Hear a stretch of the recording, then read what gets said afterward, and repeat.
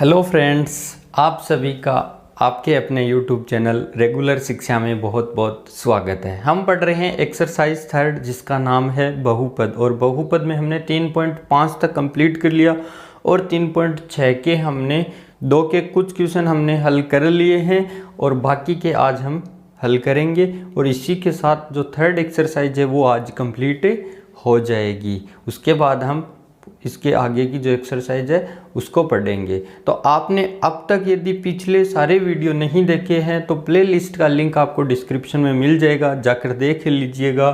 उसमें पूर्ण वर्ग विधि क्या होती है, गुणनखंड विधि क्या होती है, मूल क्या होते हैं, मूलों का योग क्या होता है, गुणनफल क्या होता है और योग और गुणनफल से कैसे हम समीकरण बनाते हैं और कैसे समीकरण से मूलों का योग और गुणनफल निकालते हैं, वो सारी चीज़ें हमने इस एक्सरसाइज में पढ़ ली है।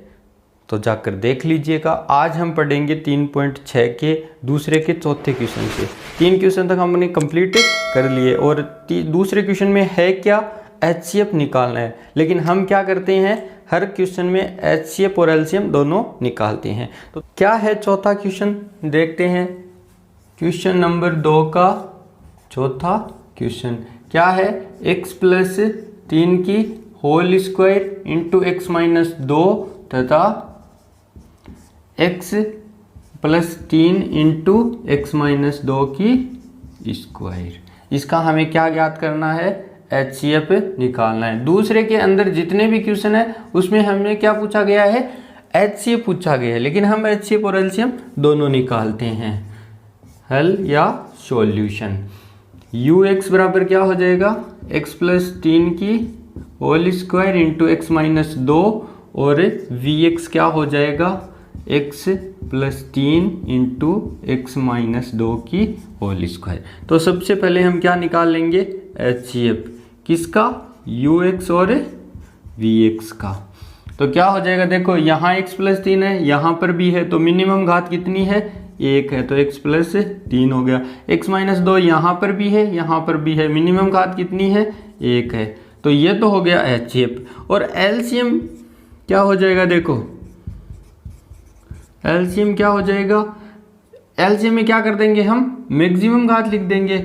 यहाँ पर पद 2 ही है, एक तो x प्लस 3 का है, एक x माइनस 2 का है। तो x प्लस 3 की अधिकतम घात कितनी है, 2 है, और x माइनस 2 की अधिकतम घात कितनी है, 2 है। तो ये तो हो गया इसका HCF और ये हो गया LCM। ठीक है, ये था क्वेश्चन नंबर 2 का चौथा क्वेश्चन। इसके बाद में है इसका पांचवा क्वेश्चन। देखो पांचवा क्वेश्चन क्या है, क्या क्या दिया गया है हमें। एक तो दिया गया 24 इंटू 6x की घात 4 माइनस x की घात 2 माइनस 2x की घात 2 और 20 6x की घात कितनी है, 6 प्लस 3x की घात 5 प्लस x की घात 4। ये हमें दो समीकरण दी गई है और इनका हमें क्या ज्ञात करना है, HCF ज्ञात करना है। तो देखो पहले हम इनको हल करेंगे, उसके बाद में हम इसका HCF ज्ञात करेंगे, क्योंकि जो द्विघात समीकरण है उसके हम पहले क्या करते हैं, गुणनखंड करते हैं। तो ux ले लेते हैं हम पहले, 24 इंटू 6x की घात 4 माइनस x की घात 3 माइनस 2x की घात 2। देखो यहाँ x की घात मिनिमम कितनी है, 2 है, तो इसको हम बाहर कॉमन ले लेंगे। अब जब x की घात 2 का हम x की घात 4 में भाग देंगे तो 4 में से 2 घट जाएगी, तो कितनी बच जाएगी, यहाँ पे 2 बच जाएगी। और 3 में से 2 घटेगा तो कितना बचेगा, 1 बचेगा, और x स्क्वायर से x स्क्वायर कैंसिल हो जाएगा, यहाँ सिर्फ क्या बच जाएगा, 2 बच जाएगा। तो अब इसको हम क्या कर देंगे, गुणनखंड विधि से हल कर देंगे। तो गुणनखंड विधि से कैसे हल करेंगे कि जोड़े या घटाए तब तो माइनस का 1 आना चाहिए, और गुणा करे तब कितना आना चाहिए, माइनस का 12 आना चाहिए। तो ऐसी कौन कौन सी संख्याएं हो जाएगी, कौन कौन सी हो जाएगी ऐसी, माइनस का 4x ले लेंगे और प्लस का 3x ले लेंगे, माइनस 2, माइनस के 4 प्लस के 3, तो माइनस का x बच गया, और माइनस के 4 को जब हम प्लस के 3 से गुणा करेंगे तो कितने हो जाएंगे, माइनस के 12 हो जाएंगे। ये बाहर कॉमन रहेगा। इन दोनों में क्या आ रहा है, कोई भी कॉमन आ रहा है क्या? 2x कॉमन आ जाएगा। 2x का 6x स्क्वायर में भाग देंगे तो कितनी बार चला जाएगा? 3x बार। और 4x में देंगे तो कितनी बार जाएगा? 2 बार, क्योंकि x से x कैंसिल हो जाएगा। यहाँ पर एक ही आएगा, वो भी प्लस का आएगा, तो अंदर जो संख्या है वो सेम आ जाएगी। अब दो गुणनखंड क्या क्या हो गए इसके? एक तो हो गया 2x प्लस 1 और एक क्या हो गया? 3x minus 2। ये समीकरण नंबर क्या हो गई? 1 हो गई। अब हम vx को लेके हल कर देते हैं। 20 इंटू क्या है? 6x की घात 6 प्लस 3x की घात 5 प्लस x की घात 4 है। अब देखो इनमें क्या कॉमन आ रहा है? x की घात 4 है ना सबसे छोटी, तो x की घात 4 को हम बाहर ले लेते हैं। तो अब x की घात 4 का जब हम x की घात 6 में भाग देंगे तो कितनी घात बच जाएगी? 2 बच जाएगी। और 5 में देंगे तब कितनी बच जाएगी?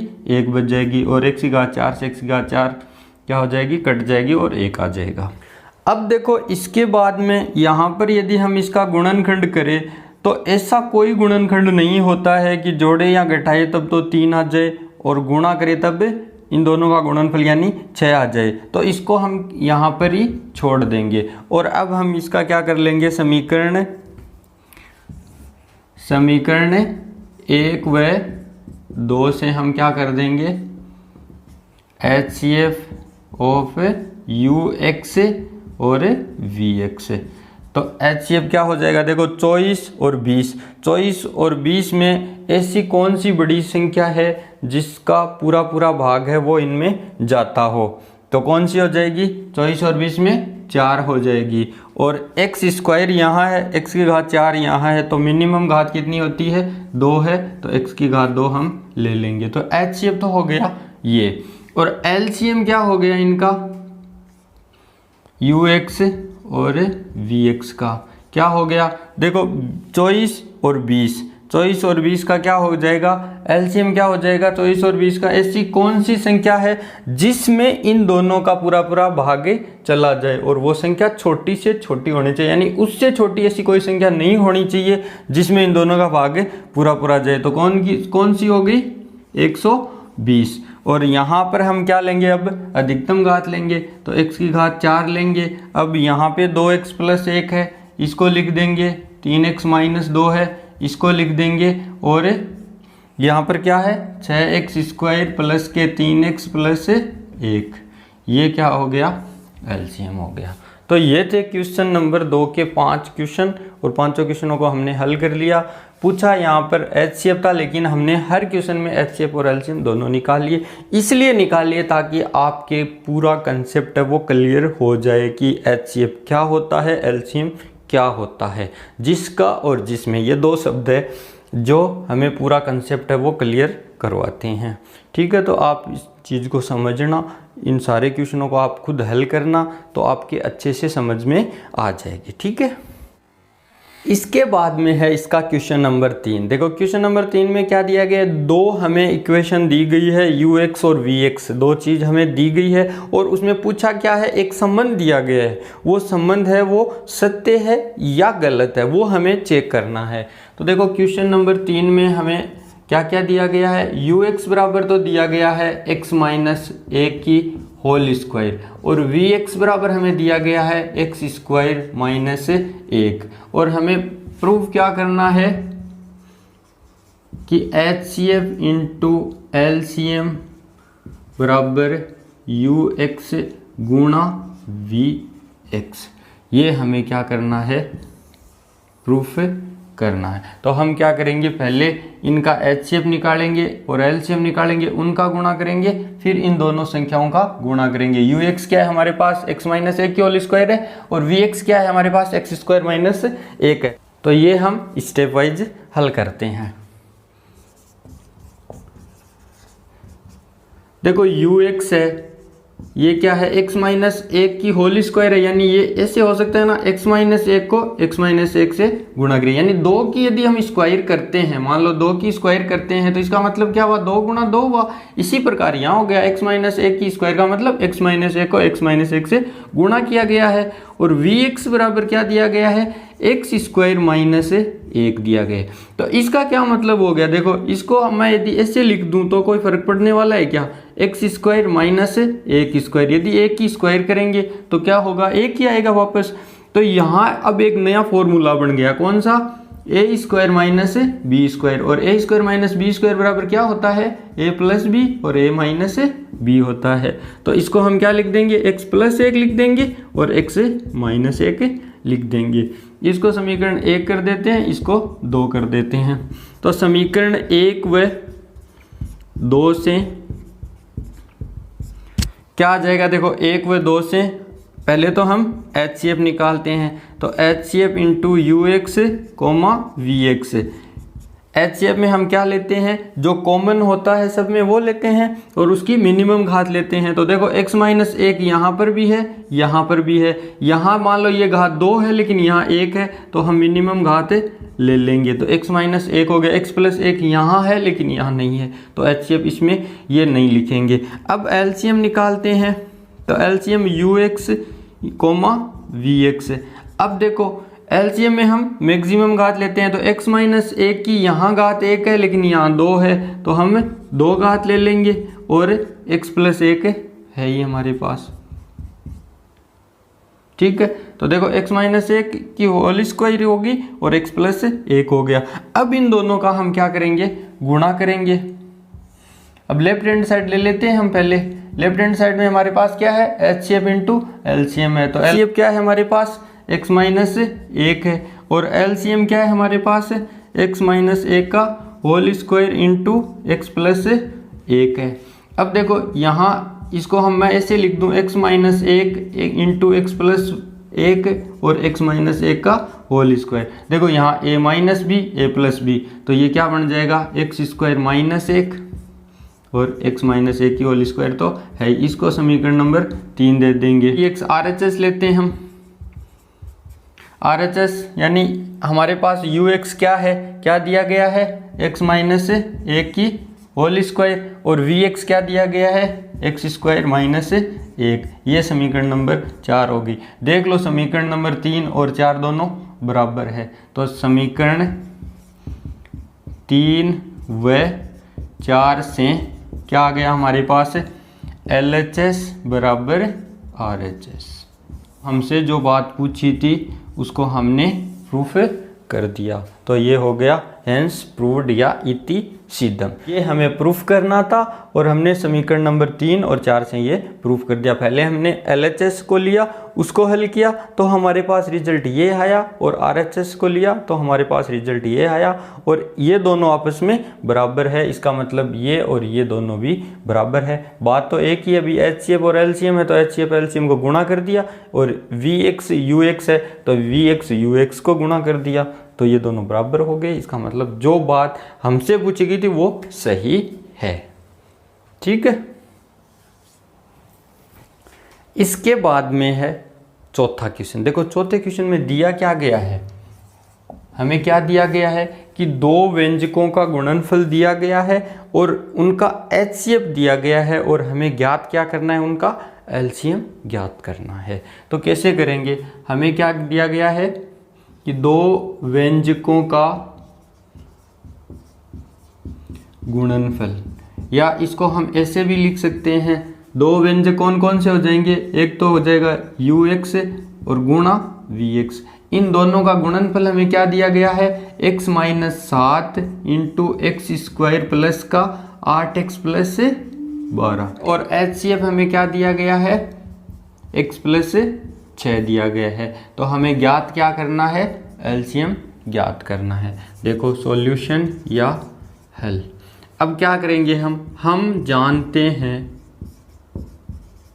कि LCM गुणा HCF बराबर क्या होता है, दो संख्याओं का गुणनफल, और दो संख्या हमारे पास क्या है, UX है और VX है। इसको हम क्या कर देंगे, समीकरण 1 मान लेंगे। अब हम क्या कर देंगे, रिलेशन हम जानते हैं, इसमें हम ये सारे मान रख देंगे तो LCM हमें प्राप्त हो जाएगा। अब हम कैसे लिखेंगे इसको, समीकरण 1 में HCF तथा यू एक्स गुणा वी एक्स का मान रखने पर।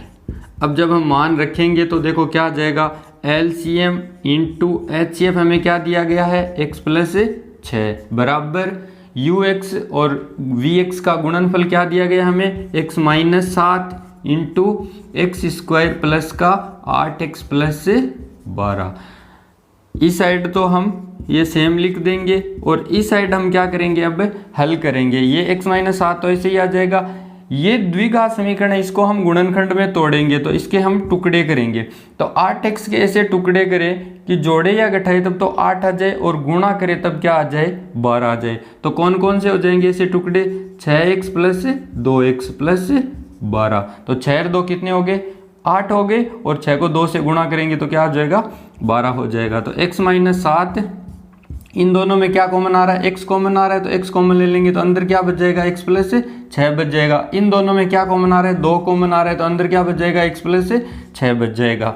तो यहाँ x माइनस 7 एक गुणनखंड तो ये हो गया और इसमें अब 2 गुणनखंड क्या क्या हो गए, एक तो x प्लस 2 हो गया और एक x प्लस 6 हो गया। इस साइड अब क्या है हमारे पास, LCM इंटू एक्स प्लस 6 है। अब हम क्या कर देंगे, इस साइड ये गुणा में है तो अब इस साइड आकर ये क्या हो जाएगा, भाग में हो जाएगा। तो अब x प्लस 6 से x प्लस 6 कैंसिल हो जाएगा। LCM हमारे पास क्या आ गया, x माइनस 7 आ गया और x प्लस 2 आ गया। इनको जब हम गुणा करेंगे, x माइनस 7 को x प्लस 2 से गुणा करेंगे तो हमारे पास एक द्विघात समीकरण बन जाएगी। वो क्या बनेगी, देखो x को x से गुणा करेंगे तो क्या हो जाएगा, x स्क्वायर, और x को माइनस के 7 से गुणा करेंगे तो माइनस के 7x, और 2 को x से गुणा करेंगे तो प्लस का 2x, और प्लस के 2 को माइनस 7 से गुणा करेंगे तो माइनस का 14। तो x स्क्वायर माइनस का 7 प्लस का 2 तो माइनस के 5x और माइनस 14। इसको हम ऐसे भी लिख सकते हैं, LCM बराबर x स्क्वायर माइनस का 5x माइनस 14। ये क्या हो गया, आंसर हो गया। बस ये रिलेशन है, ये मेन है, और ये संबंध है जो हमने एक्सरसाइज 2 में भी पढ़ा था। उसमें ये था LCM इंटू HCF बराबर a गुणा b। यहाँ समीकरण में चल रहे हैं इसलिए ux और vx हो गया। यहाँ ax या bx लिखते हैं तो कोई फर्क नहीं पड़ने वाला। x का मतलब ये है कि ये सारी चीजें क्या है, x में है इसलिए यहाँ x है। ये यदि y में होती तो यहाँ y हो जाता, यदि यहाँ x की जगह z होता तो ये z हो जाता। तो इसका मतलब यदि इसको भाषा में बोले तो क्या हो जाएगा, LCM गुणा HCF बराबर दोनों संख्याओं का गुणनफल। तो ये संबंध है, इस संबंध में हम मान रखेंगे तो एक मान हमें दिया हुआ होगा, चाहे तो HCF दिया हुआ होता है या LCM दिया हुआ होता है, तो उसको हम रख देंगे। रखते ही हमारे पास जो नहीं दिया होता है वो आ जाता है, और यदि दोनों ही नहीं दिए गए होते हैं तो वो भी हम हल कर सकते हैं, वो हम अगले क्वेश्चन में करेंगे।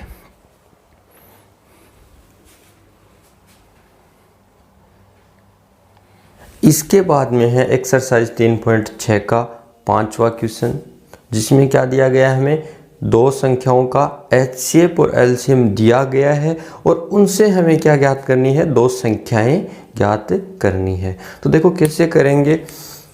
क्वेश्चन हमें क्या दिया गया है, क्वेश्चन में हमें दिया गया है HCF बराबर तो x माइनस 5 तथा LCM बराबर क्या दिया गया है हमें, x की क्यूब माइनस का 19x माइनस 30।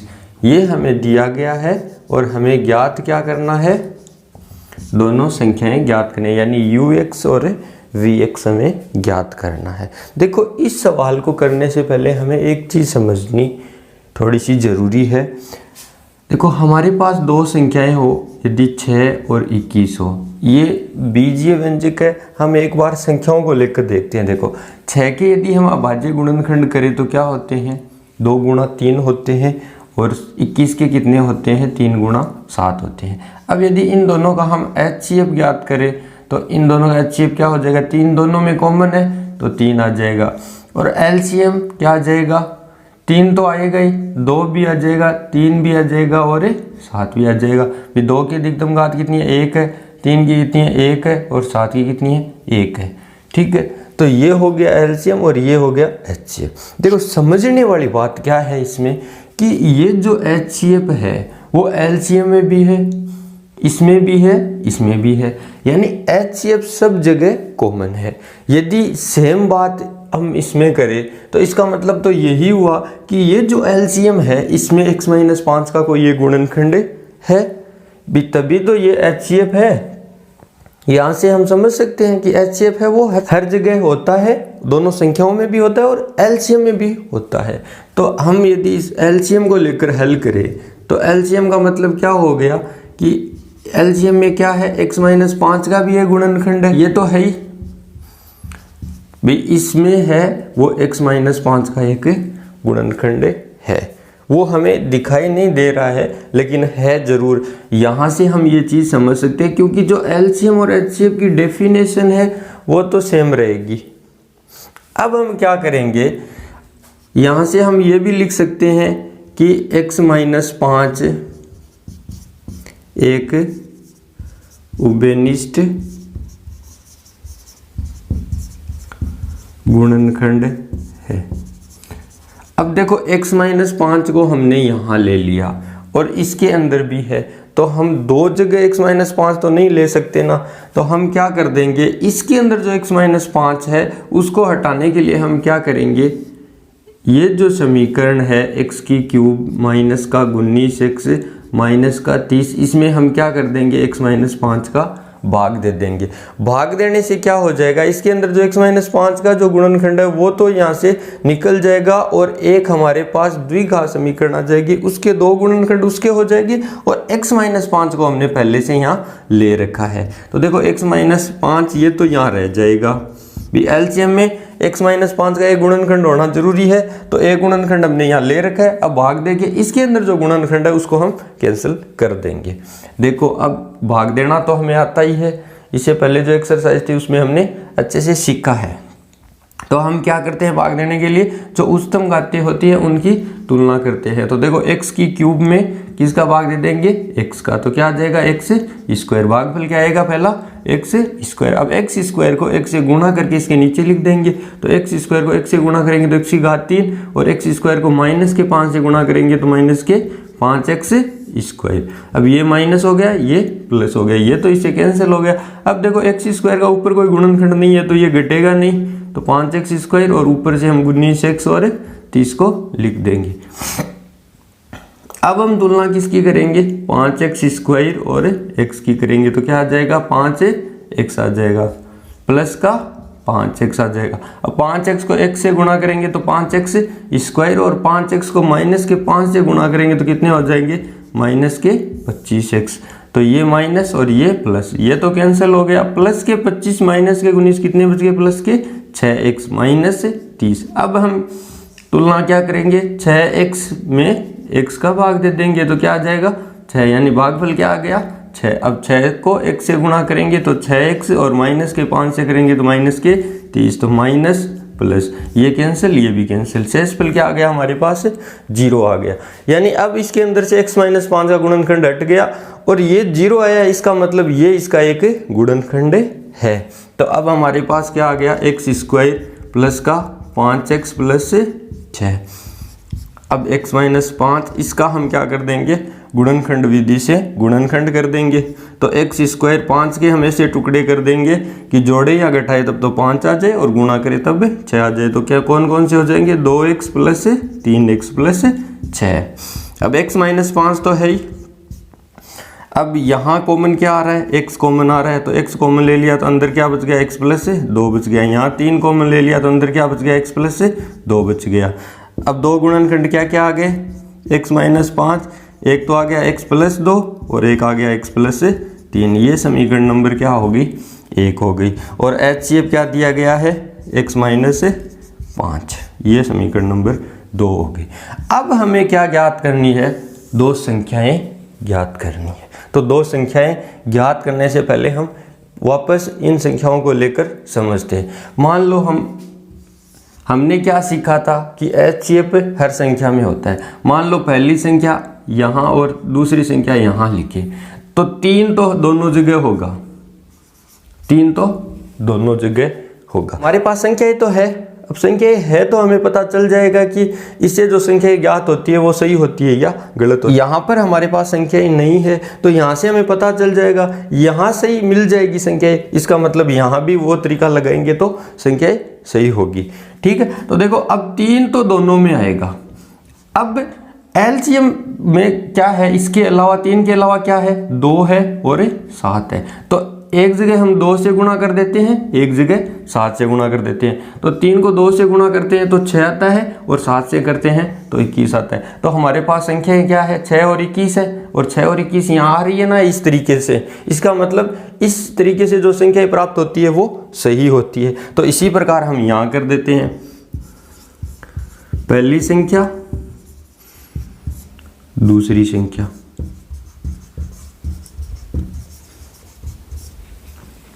अब देखो पहली संख्या में ये x माइनस 5 HCF है, ये 3 HCF था, दोनों जगह था। इसका मतलब x माइनस 5 तो दोनों जगह आएगा, ये तो HCF है। इसके अलावा LCM में क्या बच गया उसको हम अलग अलग लिख देंगे। देखो यहाँ क्या है, x प्लस 2 है, x प्लस 3 है। यहाँ क्या था, 2 था 7 था, तो हमने एक जगह 2 को लिख दिया, एक जगह 7 को लिख दिया। तो इसी प्रकार हम x प्लस 2 को एक जगह लिख देंगे और x प्लस 3 को एक जगह लिख देंगे। तो इससे जो संख्याएं हमें प्राप्त होगी वो क्या होगी, दोनों संख्याएं हो जाएगी। अब देखो x माइनस 5 को x प्लस 2 से गुणा करेंगे तो देखो x को x से गुणा करते हैं तो कितने हो जाएंगे, x की घात 2 हो जाएगी, एक घात यहाँ एक घात यहाँ, गुणा में घातें क्या होती है, जुड़ जाती है। ठीक है, अब x को हम किससे गुणा करेंगे, 2 से गुणा करेंगे तो कितने हो जाएंगे, 2x। माइनस के 5 को x से गुणा करेंगे तो माइनस के 5x, और माइनस के 5 को प्लस के 2 से गुणा करेंगे तो माइनस के 10 हो जाएंगे। अब देखो x स्क्वायर प्लस का 2 माइनस का 5 तो माइनस के 3 बच गए ना, माइनस 10। एक संख्या तो ये हो गई। दूसरी संख्या क्या हो जाएगी, x माइनस 5 को x प्लस 3 से गुणा करना है तो x को x से गुणा करेंगे तो कितने हो जाएंगे, x स्क्वायर हो जाएगा, और x को हम प्लस के 3 से गुणा करेंगे तो प्लस के 3x हो जाएंगे, और माइनस के 5 को x से गुणा करेंगे तो माइनस के 5x, और माइनस के 5 को प्लस के 3 से गुणा करेंगे तो माइनस के 15 हो जाएंगे। ठीक है, अब देखो x स्क्वायर हो गया, प्लस के 3 माइनस के 5 तो माइनस के 2x और माइनस का 15। तो ये दो संख्याएं हमारे पास आ गई। अब यहाँ लिख भी सकते हैं, अतः संख्याएं कौन कौन सी हो जाएगी, x स्क्वायर माइनस का 3x माइनस का 10 तथा x स्क्वायर माइनस का 2x माइनस का 15 होगी। ये आंसर हो जाएगा। तो इस हिसाब से हमें इस क्वेश्चन को हल करना है। ये संख्याएं मैंने आपको लेकर इसलिए समझा दिया क्योंकि संख्याओं में हमें जो होता है वो दिख जाता है, बीजीय व्यंजकों में क्या होता है कि जो होता है वो यहाँ डायरेक्ट दिखता नहीं है, लेकिन कंसेप्ट है वो तो सेम ही रहेगा। भी एलसीएम है, एचसीएफ है, उसकी डेफिनेशन तो हर जगह सेम रहेगी। तो यहाँ यदि ये चीज़ लागू हो रही है तो वो चीज़ यहाँ भी लागू होगी। ठीक है, अब देखो यहाँ यदि मान लो ये एलसीएम है, मैं यहाँ 3 पहले से ले लेता हूँ और अंदर भी 2 गुणा 3 गुणा 7 है, तो इसका मतलब क्या हो गया, 3 2 बार आ गया। अब यदि मैं यहाँ 3 का भाग दे देता हूँ तो क्या होगा, 3 तो कैंसिल हो जाएगा। अब हमारे पास ये 3 पहले से बाहर है ही, 3 गुणा 2 गुणा 7 आ गया। तो यही चीज़ मैंने यहाँ की, इसके अंदर x माइनस 5 का कोई एक गुणनखंड है तो हम क्या कर देंगे, उसको भाग दे के हटा देंगे। x माइनस 5 को तो हमने पहले से बाहर लिख रखा है। ठीक है, तो ये था क्वेश्चन नंबर 5 और इसी के साथ है वो एक्सरसाइज 3 है वो कंप्लीट हो जाती है। आपको अगर कोई भी इस एक्सरसाइज के अंदर समस्या आती है, पूरी एक्सरसाइज के अंदर जितने वीडियो आप पूरे देखिए, एकदम ईमानदारी से देखिए, खुद हल कीजिए। एक बार में नहीं समझ में आता है तो 2 बार देखिए। फिर भी यदि आपको समझ में नहीं आता है कोई भी क्वेश्चन तो आप कमेंट करके पूछ सकते हैं या मेरी मेल आईडी पर आप मेल करके मुझे पूछ सकते हैं। आप मेरे साथ रेगुलर बने रहें। इसके बाद हम एक्सरसाइज 4 है वो स्टार्ट करेंगे। वो रेखिक समीकरणों की एक्सरसाइज है, एलजेब्रा का ही पार्ट है वो भी। एलजेब्रा के अंदर एक तो ये पार्ट था, अब दूसरा वो रेखिक समीकरण वाला आएगा, उसके बाद समांतर सरेडी का आएगा। तो पहले हम रेखिक समीकरण वाला करेंगे, उसके बाद हम समांतर सरेडी को कंप्लीट करेंगे।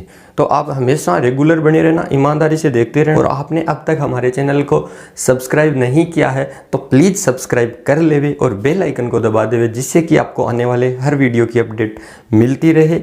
और इस वीडियो को आप लाइक करें, अपने दोस्तों के साथ शेयर करें और कमेंट करें। मिलते हैं एक नए वीडियो के साथ और एक नई एक्सरसाइज के साथ।